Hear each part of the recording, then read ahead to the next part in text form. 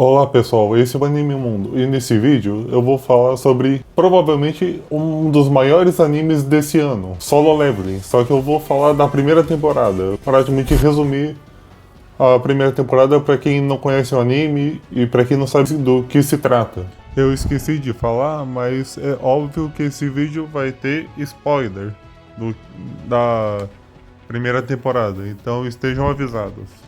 E também aproveitar para indicar vocês para ver esse anime, porque é um dos maiores lançamentos dos últimos anos, tanto em questão de hype quanto em questão de produção. Para quem não sabe, esse anime Solo Leveling é a adaptação de um manhwa, que é tipo um mangá, só que coreano. E o anime é produzido pelo estúdio A1 Picture, mesmo estúdio de Sword Art Online, e também fez a participação no Darling in the Franxx, Ancient Six, ou seja, um estúdio com bastante nome. E a história se passa em um mundo onde portais começaram a aparecer do nada, e pessoas que acabaram despertando do poderes se tornaram caçadores, e esses caçadores são responsáveis por entrar nesses portais e conseguir derrotar os monstros que tem lá, e conseguir trazer qualquer coisa que tenha o valor desses portais. Como, por exemplo, os cristais de mana, os cristais de essência e coisas do tipo. E a história, ela é principalmente gira em torno do caçador Sung Jin-woo. O nome coreano é assim mesmo. Que acabou despertando como caçador, só que ele é considerado o caçador mais fraco do mundo. Sendo ele pode nem ser considerado mais forte que um ser humano normal. Mas, indo para o protagonista, ele tinha despertado como o caçador mais fraco, como eu disse antes, e só que assim mesmo, ele quis se tornar um caçador, já que é uma forma que ele encontrou de conseguir ganhar mais dinheiro de forma mais rápida, para conseguir sustentar a sua família, já que sua mãe estava numa espécie de coma, que foi gerado por uma doença chamada sono eterno, que é ocasionado pela longa exposição à magia, em pessoas que não têm resistência alta, e ele estava indo participar de uma raid de um portal de Rank D, que é um nível acima dele, e é óbvio que isso seria extremamente perigoso para ele. Como eu disse, é o caçador mais fraco que já existiu. Nessa raid, os dois caçadores mais relevantes seriam a Juhi, uma curandeira de Rank B, e o Song, que é um mago de Rank C. E essa raid então ela segue bem, tirando o fato que o Sung quase morre pro bicho mais fraco, um Goblin.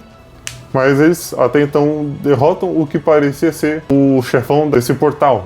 Só que eles encontram um túnel que levava mais fundo nessa dungeon.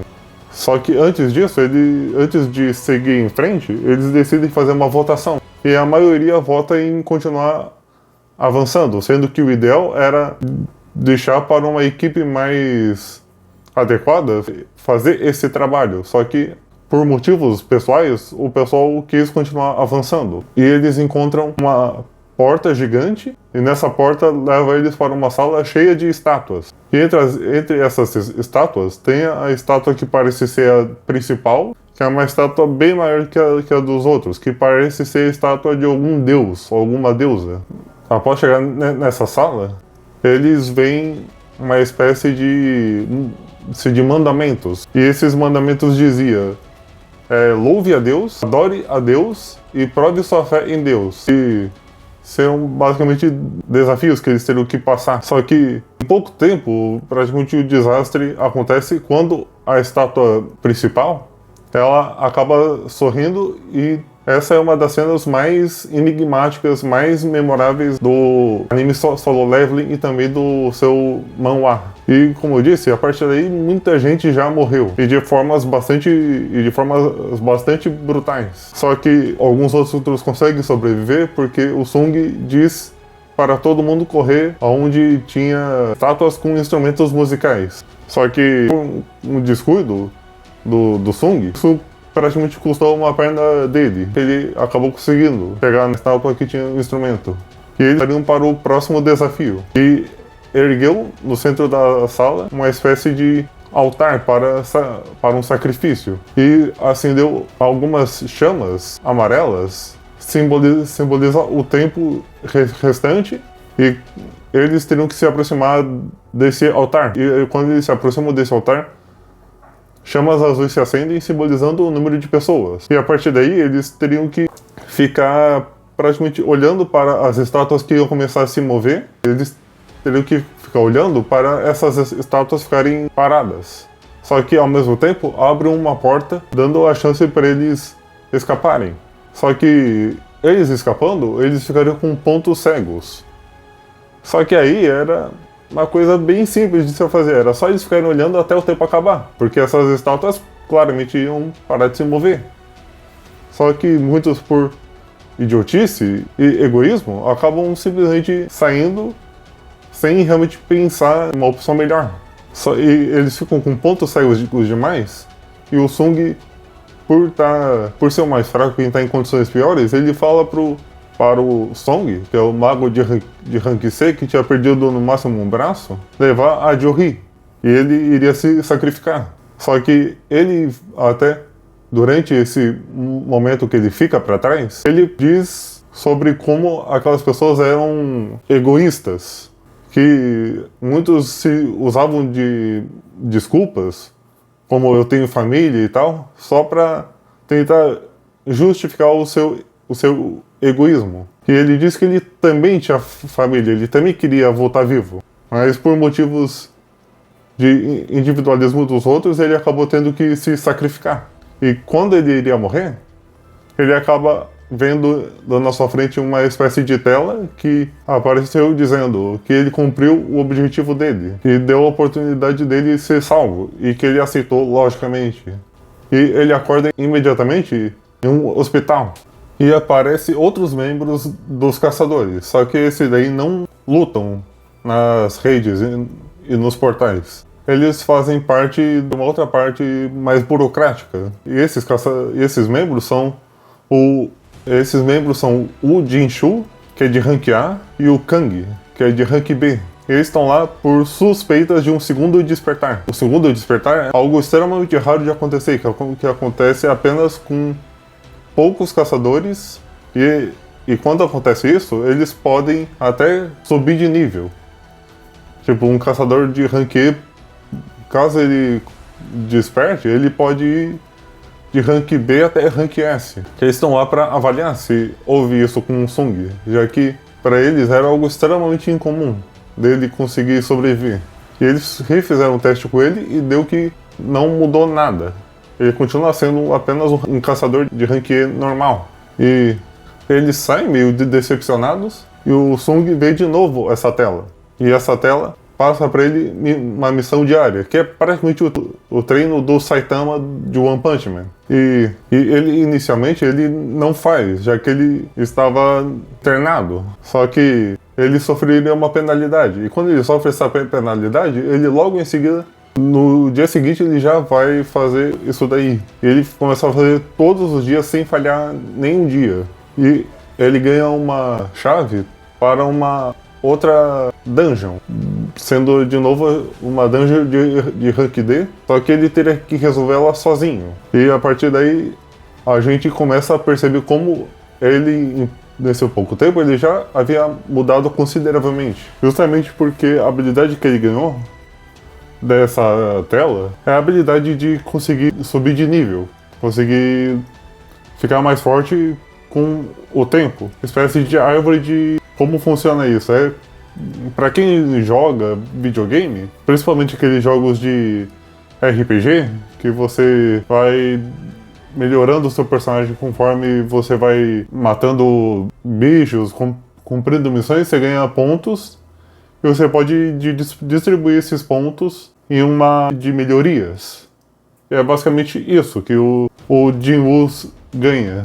A habilidade que funciona como num jogo. E ele consegue derrotar uma certa tranquilidade maior bichos que ele nunca nem sequer pensaria em conseguir derrotar. Como os goblins, uma espécie de lobos que tem tipo umas mandíbulas de aço. E ele chega no chefão dessa dungeon, que é uma espécie de serpente gigante. E quando ele derrota ela, ele ganha uma de suas principais armas, que é uma adaga chamada de presa venenosa. E essa adaga tem a habilidade de tanto infligir veneno, né? Mas também a habilidade de causar tipo uma hemorragia. E essa seria uma das principais armas que ele usa durante a história.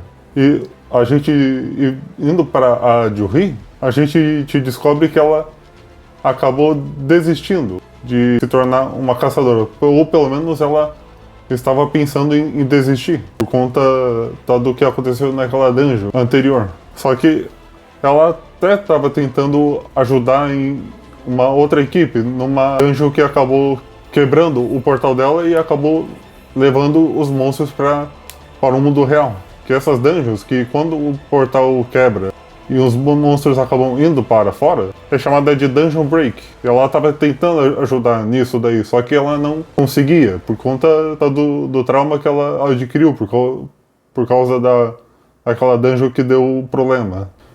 E o Song, que acabou sendo reconhecido por um guarda e levado para ajudar lá, ele facilmente derrota aquele monstro. E o Song, ele mais pra frente, ele apresenta uma mudança de visual completa, ficando mais alto e claramente mais forte fisicamente. Até parece como ele fica com esse visual novo dele. E pouco tempo depois dele, ele acaba recebendo uma chamada para ir em uma nova dungeon, sendo essa de rank C. E lá ele se encontra com o grupo que iria fazer essa raid, né? Essa dungeon. E lá ele conhece outro personagem que vai ser bastante importante, pelo menos vai ser bastante recorrente nessa história, que é o Jin-Woo. Ele é um caçador de rank D, só que ele é praticamente um playboyzinho. Ele é de nível bem baixo, só que ele tem equipamento de nível alto, por causa que seus pais são praticamente milionários. E nessa raid que o Sung ia participar com esse guri e o grupo, ele achou estranho que esse grupo não tinha nenhum tipo de curandeiro, nenhum tipo de healer. E as coisas ficam bem na cara que esse pessoal é furada. Que quando ele chegou na sala do chefe, eles inventam uma desculpa para conseguir se afastar e largam eles para morrer. Só que o Sung consegue enfrentar e derrotá-lo sozinho. E quando eles voltam, eles se revelam o que eles queriam fazer, que eles queriam praticamente matar os dois para pegar os equipamentos deles e vender. E já como deixar eles morrer para o chefe não adiantou, eles tentaram eles mesmos matar. Só que não adiantou, o Sung matou geral e essa, para o Sung, foi a primeira vez que ele matou um ser humano. Isso é algo que vai ser algo mais reforçado mais pra frente. Sobre o Sung ter cruzado uma linha que ele nunca se imaginou cruzando. Só que o que o Jin-Woo não esperava, que esse cara, ele tinha um irmão mais velho nos Estados Unidos, que é o Dong-Soo, que era um cara que nasceu na Coreia, mas por alguns motivos acabou indo morar nos Estados Unidos. E esse cara, ele já marcou a cara do Jin-Woo e do Jin-Woo para querer caçar os dois. E após isso, Jin-Woo revelar o seu poder para o Jin-Woo diz para o Jin-Woo sobre ele querer criar uma guilda, ou seja, um grupo de caçadores. Assim como a Tigre Branco, a Ceifadores, são algumas das principais guildas da Coreia. E o Jin-Woo diz que não aceita de início. E que o Jin-Woo precisaria era de ter pelo menos 20 raids para conseguir criar sua guilda. Só que mais pra frente o Jin-Woo logicamente que acaba aceitando, mas antes dele aceitar, ele acaba recebendo uma chave para uma outra dungeon, essa sendo uma dungeon de rank S, que é chamada de Castelo Demoníaco. E lá, na primeira vez que ele vai lá, que ele vai mais vezes, ele acaba se deparando com o primeiro inimigo, que era o Cerberus, um cachorro de 3 cabeças. E nessa luta ele quase morre. E sendo que o Cerberus, em teoria, era um dos monstros mais fracos dessa dungeon. Ou seja, ele entende que nesse momento ele não poderia fazer essa dungeon. E para conseguir tentar ficar forte mais rápido, ele acaba aceitando a proposta do Jinwoo, e o Jinwoo ele acaba comprando correção. Ele comprou o direito de alguns portais de Rank C, não exatamente 3. De Rank C, que é uma coisa que existe nesse mundo. Alguém pode comprar portais para eventualmente fazer uma raid com o seu grupo. Porém, por esse daí eles fizeram algumas coisas lá que acabou atraindo um cara de uma das guildas. E que ele acabou indo conversar com os dois e ele acaba tentando negociar com o Jinwoo. E o Jinwoo diz pra ele que venderia 3 portais por 600 milhões de won, que é a moeda coreana. Só que ele acaba aceitando por não ter muita outra opção, já que o Jinwoo tirou várias das opções dele nessa negociação.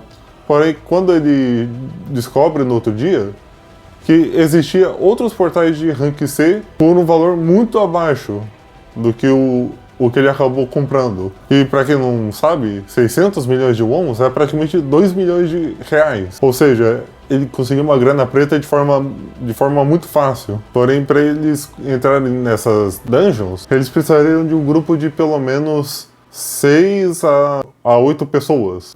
Porém, ele chama um pessoal só para ficar fazendo do número. Ele chama um pessoal que é caçador, mas é um pessoal que não está em condições de conseguir entrar nas dungeons. Entre esses tem uma garota que é menor de idade, né, que acabou despertando como caçadora e que acabou se tornando uma caçadora, mas ela é de rank E também. Ele só precisaria que eles ficassem fazendo o número, por enquanto os dois iriam entrar.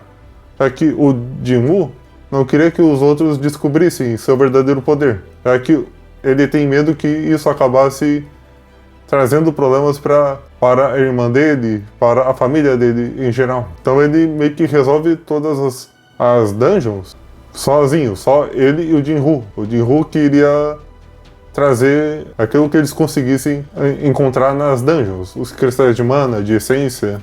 E assim eles seguem fazendo essas raids. Só que no meio dessas várias raids que eles fazem, o Jinwoo acaba recebendo mais um convite e lá ele reencontra o pessoal lá daquela primeira dungeon que ele participou. No caso, a Ju-hee e o Song, e outros 2 caras que acabaram abandonando o Jinwoo naquele momento. E ela seria uma dungeon de rank C, só que junto com eles iria participar um grupo de criminosos que eram caçadores, mas acabaram cometendo crimes, né? E acabaram, por consequência disso, sendo presos. E eles iam participar dessa dungeon para conseguir reduzir a sua pena. E junto com ele estava aquele cara da Associação dos Caçadores, o Kang. E ele, pelo que ele disse, ele estava lá para manter esses caras no controle. Porém, a gente descobre que ele não estava lá exatamente para isso. O que ele estava, na verdade, era para conseguir matar eles, já que porque o pai da vítima desses caras acabou dando dinheiro para ele matar esses criminosos. Mas ele revelou que era apenas um grande maluco, que simplesmente estava ali para matar apenas por diversão. Ele não estava ligando exatamente para o dinheiro que foi oferecido. E ali o Jinwoo acaba enfrentando ele. E ele, por ser um caçador de rank B, a gente já consegue ter mais ou menos uma ideia em que nível que o Sung estava. Já que ele conseguiu até que lutar de igual para igual. E ele acaba derrotando o Kang, só que o Kang, se eu não me engano, ele fala sobre ele não conseguir, que ele não vai conseguir manter esse poder escondido por muito tempo. E que isso alguma hora iria acabar sendo revelado, mais cedo ou mais tarde. E a Ju-hee, ela, depois dessa dungeon, a Ju-hee, ela fala que iria de fato se aposentar de vez, já que ela entende que esse mundo dos caçadores não é para ela. E seguindo a história, a gente agora vai para o último arco dessa primeira temporada, onde o Jinwoo ele recebe uma missão para trocar de classe, já que ele tinha subido tanto de nível que ele poderia agora trocar de classe. E o Jinwoo, logicamente, que ele vai para o local onde teria essa missão, né, esse portal. E diferente dos outros portais que ele fez, esse seria meio que um portal para testar as habilidades dele contra vários tipos de inimigo. Então, lá ele tinha inimigos do tipo cavaleiro, mago e arqueiro, que era basicamente para testar as habilidades dele. E ele consegue, até com uma certa dificuldade, passar por eles, e ele chega na sala do chefão, onde ele encontra um dos personagens mais memoráveis desse anime, que é o Igris. E, de início, o Jinwoo se refere a ele como o cavaleiro que defende um trono vazio. E o Igris, diferente de vários que ele enfrentou, demonstrou ser um inimigo totalmente diferente. Ele era um cavaleiro que usava uma armadura pesada, só que ainda assim ele era extremamente rápido. E segue uma luta gigante até ele conseguir derrotar o Igris. Mas ele consegue derrotar com muito custo. Após ele derrotar, onde ele já deveria conseguir ganhar sua nova classe, o sistema ainda quer testar ele. O sistema ainda quer testar ele um pouco mais, onde ele seria colocado meio que no teste de sobrevivência, onde ele teria que enfrentar uma horda de cavaleiros que parecia ser sem fim e alguns magos. E ele custa muito, né? E nesse dia ele tinha esquecido de fazer o seu treino no diário. Ele acabaria sofrendo a penalidade, só que essa penalidade acabou salvando ele, porque ele claramente iria morrer, porque ele não podia usar sua habilidade de recuperação total nessa missão de troca de classe. E ele acaba conseguindo se recuperar, né, na área da penalidade, e consegue até ganhar uma nova arma e aumentar um pouco o seu nível. E ele percebe que, por mais que ele matasse várias daqueles cavaleiros, eles não paravam de aparecer e ele não ganhava nada. E ele percebe que ele tinha que derrotar os magos. E é isso que ele faz. E aqui a gente descobre qual seria a classe que ele iria evoluir, que seria a classe de necromante.